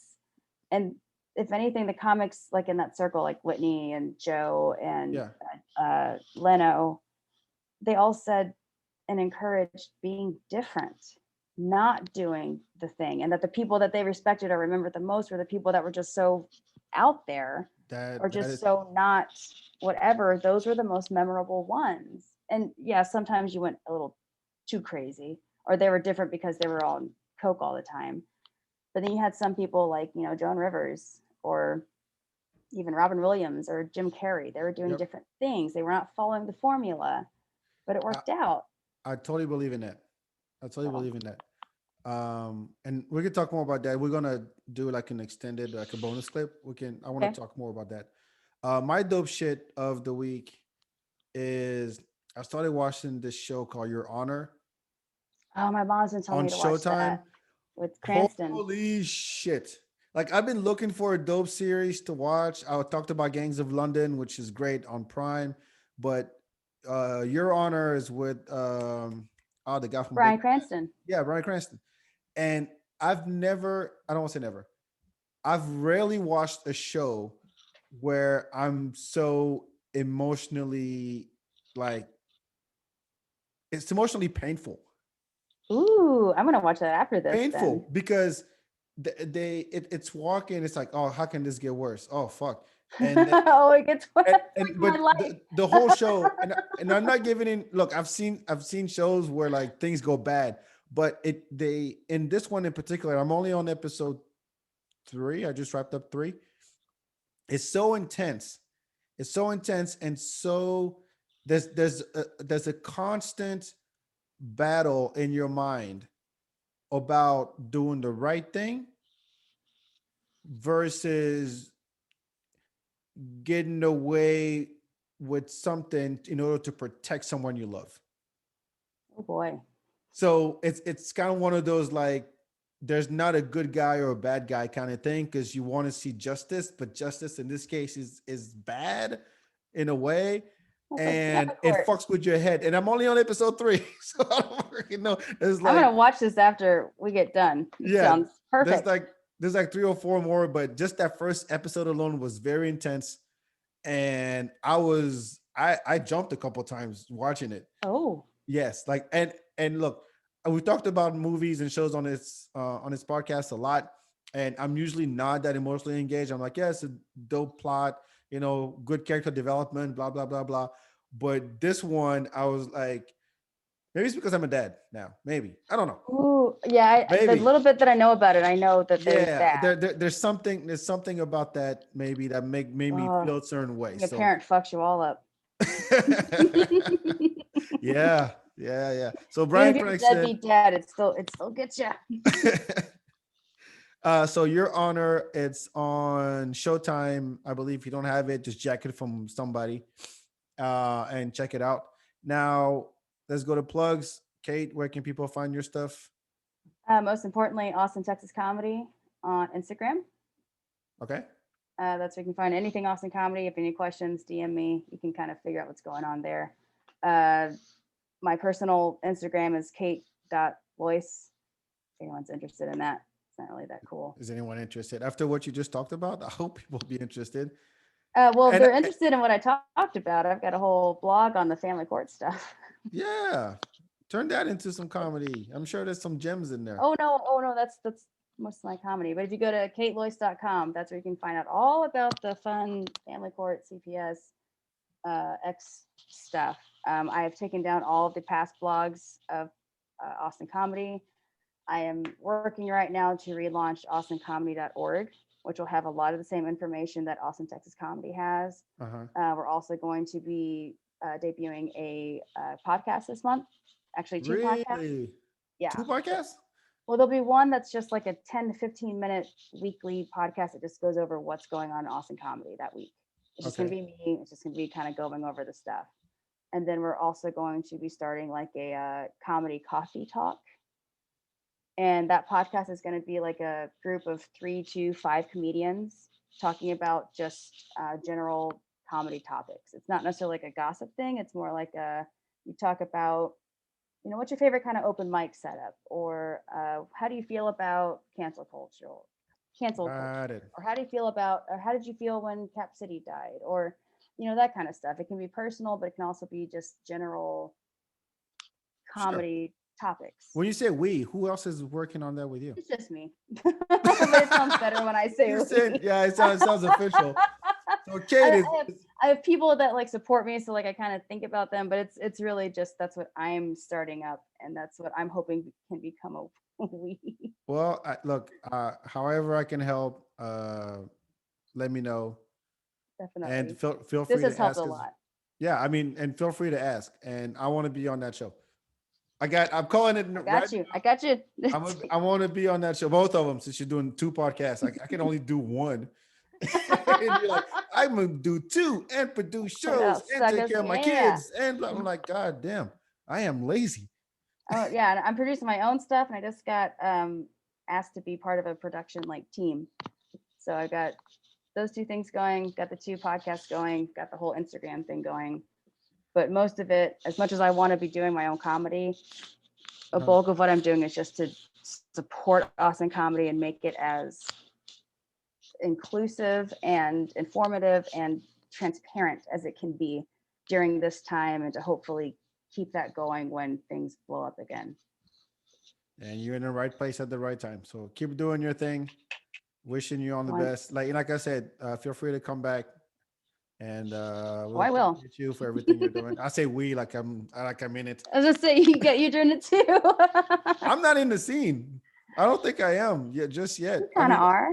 I told Pat that last weekend. He was like, "Yeah, you are." I'm like, "Yeah, not really. I mean, it's not like I see it, Mike. You're in the scene. There you go. All right, you're interviewing comics. You're in the scene. Okay. I'll take the compliment. Damn it. It's just you go to one mic, you're in the scene, and that's how I hope more people treat people. It's not like he's new. He's not. Look, I promised Pat and Rob that they'll see my black ass more often, and so far I've kept my promise. Better. Yeah, I am. Seriously, I am. And I'll have you on City Limits if you want to be on. Hey, look, after those 2 bombs I did last night, I'm like, God damn, I'm starting from scratch. It's exciting. I'm gonna get the chills again, and I'm gonna piss my pants, and I'm gonna bomb on stage and look at my shoes the whole time. That's part of it, and it's kind of a great part of it, because once you start looking up a little bit more, and you may not like bomb, you may not like succeed, but just when you get a little bit up, it feels so good, and that little adrenaline, it's great. Fucking hate it because it makes me come back, but it's so good. Look, you're doing the right thing. You're doing the right thing. You're grinding. Let's say we're all grinding here. You're grinding too, and keep on doing it. Thank you. So let's see. Yes, make sure you follow the FeedBak everywhere on social media. BAK, like my name. Let's see what else I want to announce. Yes, Hip Hop Bingo is returning on Monday, March 8th. So I'll be putting out more details as we come along.